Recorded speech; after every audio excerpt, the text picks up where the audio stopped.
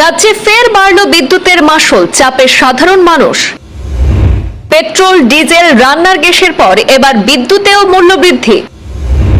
আবার নতুন করে ধাক্কা খেল সাধারণ মানুষ। রাজ্যে আবারও বিদ্যুতের মাশুল বৃদ্ধি করেছে এপিডিসিএল। প্রতি ইউনিট বিদ্যুতে 16 থেকে 28 পয়সা পর্যন্ত মাশুল বৃদ্ধির সিদ্ধান্ত। বিদ্যুতের মাশুল বৃদ্ধির অনুমোদন প্রদান করেছে বিদ্যুৎ নিয়ামক আয়োগ। আগামী কয়েক মাসের জন্য প্রতি ইউনিট বিদ্যুতের বাড়তি মাশুলের একটি তালিকাও প্রকাশ করা হয়েছে এপিডিসিএল এর পক্ষ থেকে।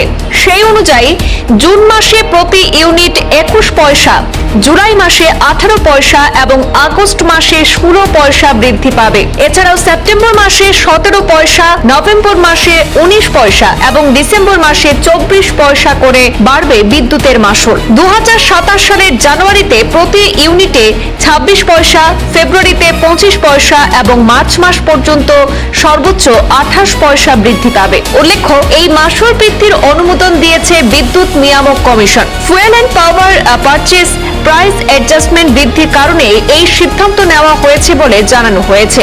চলতি বছরের জুন মাস থেকে 2027 সালের মার্চ মাস পর্যন্ত ধাপে ধাপে এই নতুন মাশুল কার্যকর হবে। এই মূল্য বৃদ্ধির ফলে সাধারণ গ্রাহকদের উপর অতিরিক্ত আর্থিক চাপ সৃষ্টি হবে বলেও মনে করছেন অনেকে। এখন দেখার বিষয়, এই সিদ্ধান্ত নিয়ে জনমনে কি ধরনের প্রতিক্রিয়া দেখা দেয়। ক্রমাগত নিত্য প্রয়োজনীয় পরিষেবার ব্যয় বৃদ্ধির মধ্যে বিদ্যুতের মাশুল বৃদ্ধি সাধারণ মানুষের মাসিক বাজেটের উপর আরো চাপ সৃষ্টি করবে বলেই মনে করা হচ্ছে।